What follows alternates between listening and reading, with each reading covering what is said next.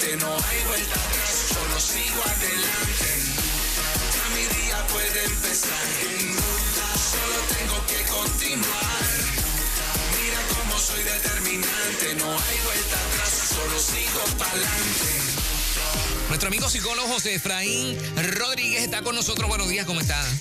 Yo estoy muy bien, contento porque coincidí con Cristi, que la vi el lunes pasado en el VIP, que incluso acérquense al VIP, allá está la grabación del programa que hicimos. Igual los devocionales de la semana pasada y el de en el portal de Cristi también ella me dio la oportunidad de redactarlo. Qué bien. Así que muy consono con esta época de tormenta, las tormentas de la vida. Así que acérquese por allí al VIP de Cristi y acceda. Contento porque pude allí estar con Marcos Vidal, un hombre extraordinario, un pastor maravilloso. Una leyenda también. No, extraordinario. Imagínate. Entonces, y estar aquí. Estar aquí y probar la maquinita de café de ustedes. ¡Qué bien! Oye, funciona. Oye, brega bien. No hay que criticar nada del café, ¿sabes? No. Está muy chévere. Lo que me cuesta trabajo todavía es bregar con la de agua. Esa tecnología, todavía tengo que descubrir los botones que ustedes tienen allí. ¿Cómo se llama? Y el hornito también tiene sus trucos. Sí, también. El hornito también. Sí. Bueno, yo me siento como en casa. Esa es la verdad. Qué bueno. Qué bueno verte, Moraima. Gracias. Espero que todo luego de la tormenta esté bien. Sí, todo está bien. De igual forma, esperamos que aquellos que fueron afectados estén recibiendo ayuda, respaldo y apoyo. Pueden entrar a mi Facebook y a mi Instagram, José Efraín Psicólogo. Allí hay 2 publicaciones de artículos sobre cómo enfrentar la ansiedad en medio de los desastres naturales. Puede accederlo. Y también hay unos videos muy informativos que creé para aquellos que están siendo impactados por el proceso luego de la tormenta. Así que estamos para servir al pueblo. Entrando en el tema de hoy. A ver. Y dándole seguimiento al que hemos estado trabajando en los últimos 2 viernes. Hoy sería el tercer viernes y habíamos estado hablando del efecto de la política en la salud mental. Así que repase esos segmentos para que pueda entender el contexto de lo que estamos hablando. Lo primero es que habíamos dado una estadística del 25% de las personas de la Universidad de Nebraska. Usted puede buscar ese estudio donde se decía que la política causaba diferencias y rupturas familiares y en las amistades. Y un 11% de la población también sufría de problemas psicológicos, físicos, porque somatizaban dolores estomacales, ataques de pánico y todo dentro de los procesos políticos. Así que esto es una realidad, el estudio puede buscar la evidencia. Hoy vamos a darle continuidad y voy a hablar de la ganancia de poder. La ganancia de poder. Moraima, tú y yo como comunicadores tenemos poder. Eso es innegable. Así es. Tú como conferenciante, como motivadora, como escritora, lo que tú dices, las personas lo toman como autoridad. Así es. Lo mismo me pasa a mí. Lo que yo doy en las conferencias, lo que hago en terapia, lo que escribo en mis libros, incluso cuando salgo en los medios de comunicación, la persona lo toma por dado, por bueno. Así es. Porque eso se llama poder referente. Nos ven como unas personas preparadas, con experiencia, que tratamos de hacer el bienestar. Pero fíjate que entonces eso nos da una reputación y una imagen. Cierto. Por lo tanto, ya tenemos un standing de lo que digamos o hacemos va a determinar a veces la influencia que tenemos sobre las personas. Yes. ¿Te ha pasado que algo que has dicho, luego la persona te cita y te dice, hice tal cosa? Sí, casi siempre. ¿Verdad? Casi siempre. Entonces, eso nos pone también en un lugar de utilizar bien ese poder que se nos ha dado. Correcto. La palabra, y Jesús mismo le advirtió a los discípulos, y recibirás poder cuando haya sobrevenido sobre vosotros el Espíritu Santo. Yes. Igual dijo, cosas más grandes que yo harás. ¿Qué sucede? Que un poder mal administrado, y aquí podemos ver a los hijos del trueno, que cuando pasaban por Samaria, no trataron muy bien a Jesús y a los discípulos y automáticamente ellos entendían que tenían un poder por andar con el maestro y por las palabras que estaban recibiendo y los milagros que estaban sucediendo. Y lo primero que le dicen a Jesús es, vamos a mandar a pedir fuego para quemar a toda esta gente. Ay, ay, ay. Entonces yo creo que aquí el asunto no es si tengo el poder y la influencia, sino cómo lo utilizo. Exacto. Entonces, volviendo acá, Jesús no se salía de la política tampoco. Fíjate que la mayor rivalidad que tuvo era con los políticos de aquella época, que eran los fariseos, que ellos se adueñaron de la ley, y parte de las controversias que tenían era cómo esa interpretación y ese manejo del poder afligía a los que intentaban acercarse a Dios. Magdiel aquí ha hablado a la saciedad de los mercaderes, cómo en el templo se manejaban las transacciones de las ovejas, los intercambios de los sacrificios. Eso es mal uso del poder. ¿Por qué? Porque no le estoy dando acceso a la gente a acercarse, en este caso, a Dios. Cuando Dios es accesible para todos. Ahora, fíjate que la palabra, con esto de la ganancia del poder, y en esta época que ya estamos casi 80 días de las elecciones, tanto aquí como en Estados Unidos, yo creo que es importante orientar a la gente. Y este segmento del hombre en familia y sociedad no se escapa de esta realidad, porque lo que escojamos nos va a impactar en los próximos años. Entonces tenemos que entender cómo se maneja y se administra el poder para poder hacer las acciones correctas. Mira, segunda de Timoteo, capítulo 3, versículos del 1 al 7, en la traducción en el lenguaje actual, dice: debes saber también que en los últimos días, y díganme ustedes si esto no tiene sabor a los últimos días. Ciertamente. Hace rato. Y en esta mañana, cuando escuchaba a Juan Carlos hablar en Comentando la Noticia con el comentarista acá de Trump, oye, esto nos da una sensación de los últimos días. Así que ya la Biblia lo está advirtiendo. Y dice, antes que llegue el fin del mundo, la gente enfrentará muchas dificultades. Ya te está diciendo, dificultades. Bueno, tenemos un sinnúmero de guerras. Ya estamos viendo las dificultades que surgieron con las ideologías implantadas en las Olimpiadas. Ya estamos viendo lo que pasa en Venezuela, el atentado de Trump. Ahora empieza el debate con Kamala y las propuestas. O sea, ya nos está hablando de dificultades y es una advertencia. Y dice, habrá gente egoísta, interesada solamente en ganar más y más dinero. En otra traducción dice, ganar más y más poder. Wow. Entonces, por eso yo traigo hoy lo que es la ganancia de poder y cómo lo utilizamos. Y ciertamente para esta época de campaña se están recogiendo muchísimos fondos. Millones. De todas partes. Ahora, ¿en qué yo estoy invirtiendo? ¿Yo estoy invirtiendo a favor de mi hogar, de mi familia, de mi tierra? ¿O estoy invirtiendo a los intereses de los poderosos, de las élites? Esto no son teorías de conspiración, porque la pregunta que te hace la palabra es, ¿estás consciente de que en estos tiempos se levantarán hombres con poder y necesitas discernir y distinguir entre los que lo vamos a usar correctamente y los que no? Entonces, continúe diciendo, también habrá gente orgullosa que se creen más importantes que los demás. Y Pablo te dice, oye, si estás en una posición privilegiada, no tengas más estima de la que debas tener. Incluso Jesús, cuando se enfrentaba a los fariseos y al sistema político, era firme, iba de frente, ponía los puntos sobre las sillas y declaraba las necesidades que tenía su pueblo. Por eso te dice, cuida a la viuda, cuida al huérfano, atiende al necesitado, porque era la necesidad que no estaba cumpliendo el gobierno del momento.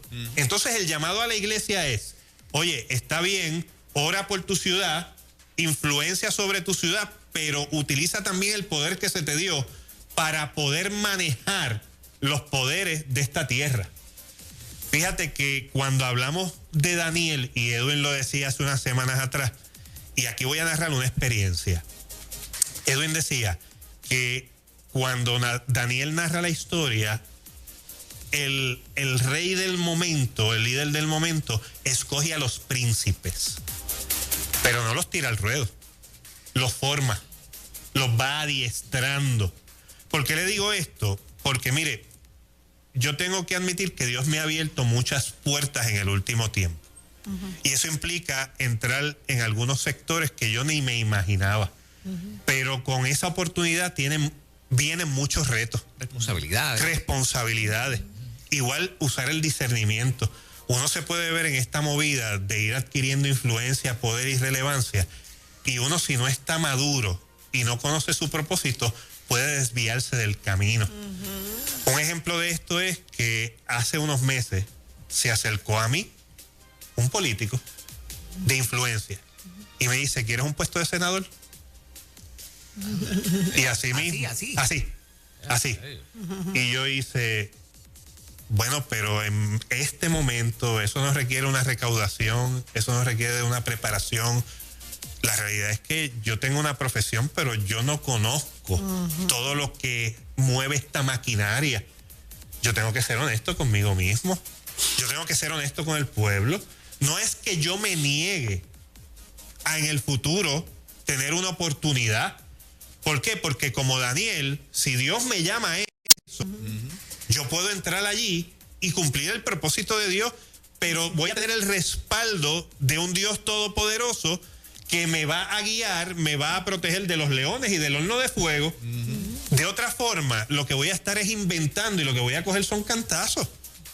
Entonces, cuando yo le dije eso, oye, ¿qué te parece mejor si cuando termine todo este proceso en 2025 me llama y entonces vemos cómo adquirir la experiencia en los próximos 4 años?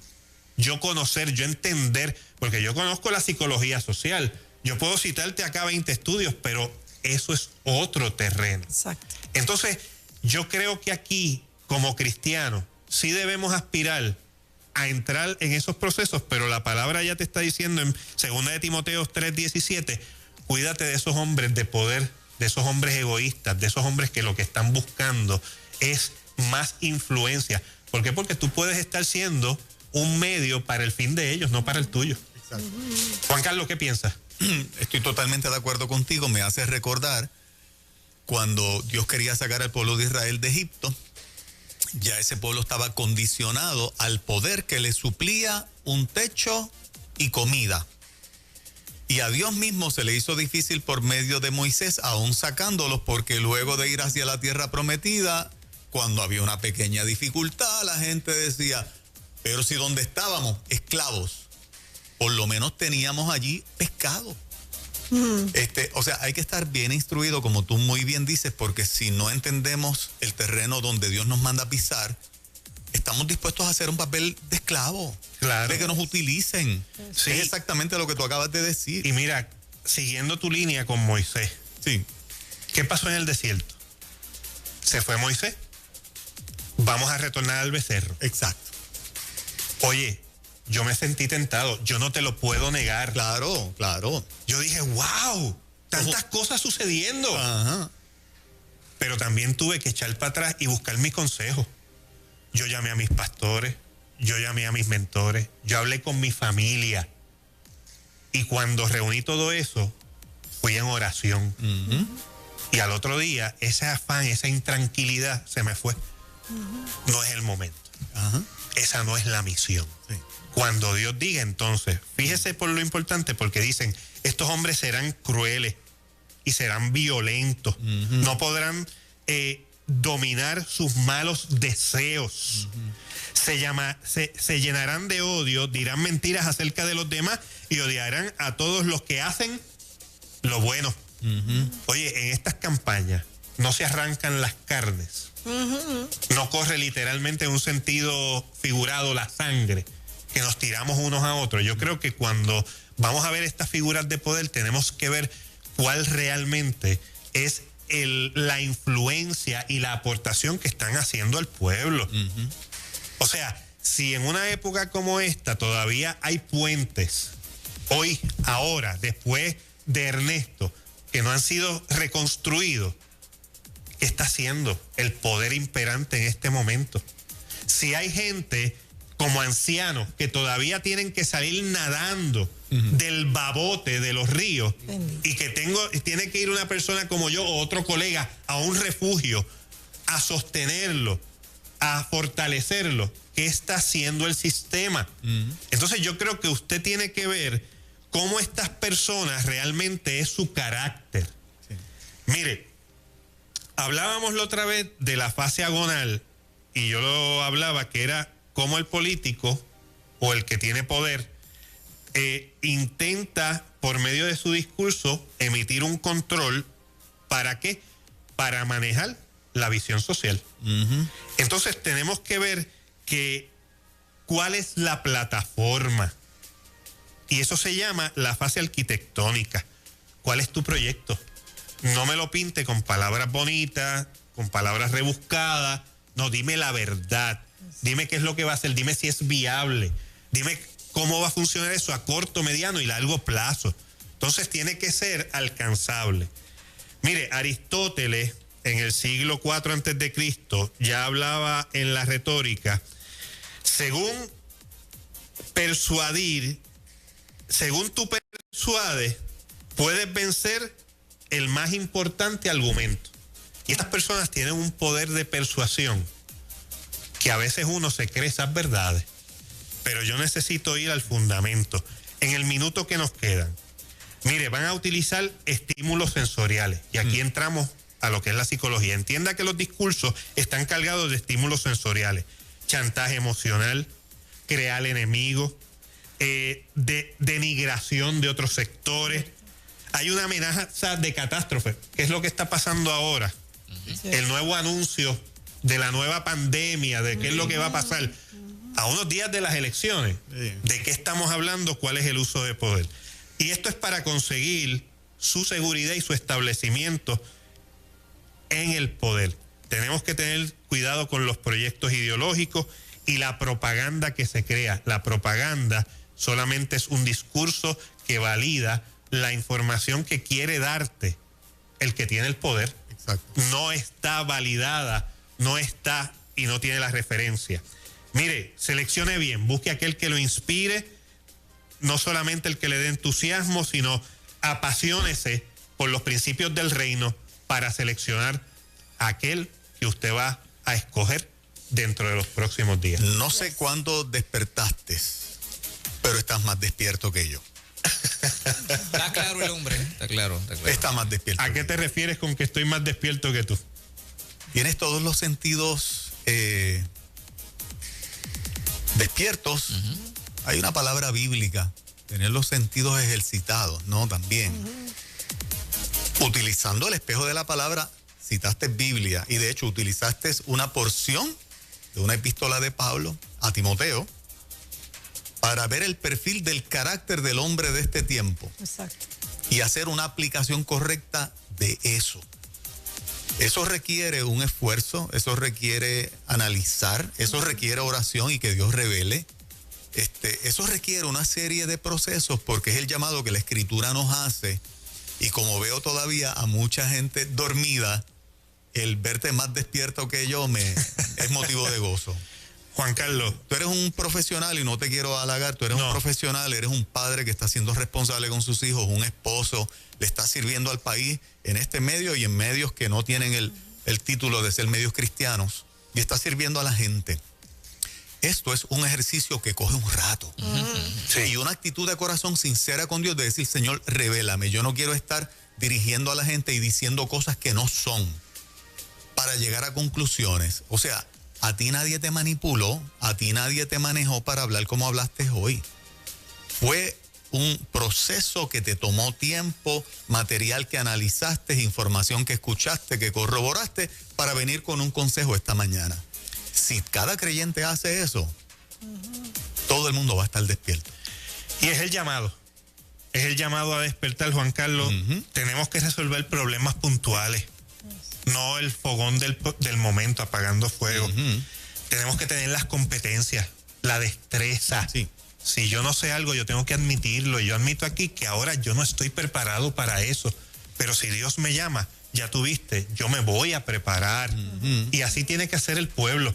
Juan Carlos, gracias por tus palabras y yo te doy las gracias porque este medio facilita estos discursos y hablarlos objetivamente. Sí. Aquí no es que estemos de un lado o del otro, hay muchas cosas buenas que manejar, pero hágalo conscientemente. Mire, al final, y ahora sí cierro, para no quitarte más tiempo, Juan Carlos, y te agradezco una vez más las palabras, mi corazón es de Cristo. Si yo tengo que dar la vida por Cristo, la voy a dar. Amén. Si yo tengo que poner mis principios al pie de la batalla, los voy a poner.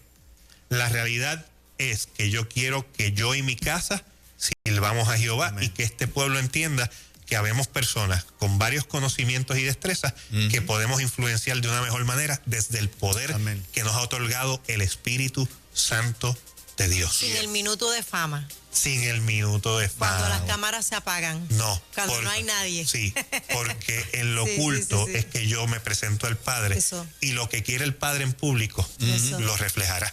Mi nombre es José Efraín Rodríguez. Me pueden encontrar en Facebook e Instagram como José Efraín Psicólogo, 787-307-9339. Mensaje de texto para conferencia, tratamiento y el libro de Si dice el Padre, la honra de ser hombre, en librerías y farmacias. Búsquelo, quedan todavía. Sí, quedan todavía. Hay gente llamándome. Mira, José, no lo encuentro. Queda todavía, búsquelo. Una bendición, Eso es. Dios los guarde. Amén. Bendiciones. Gracias, psicólogo. En ruta.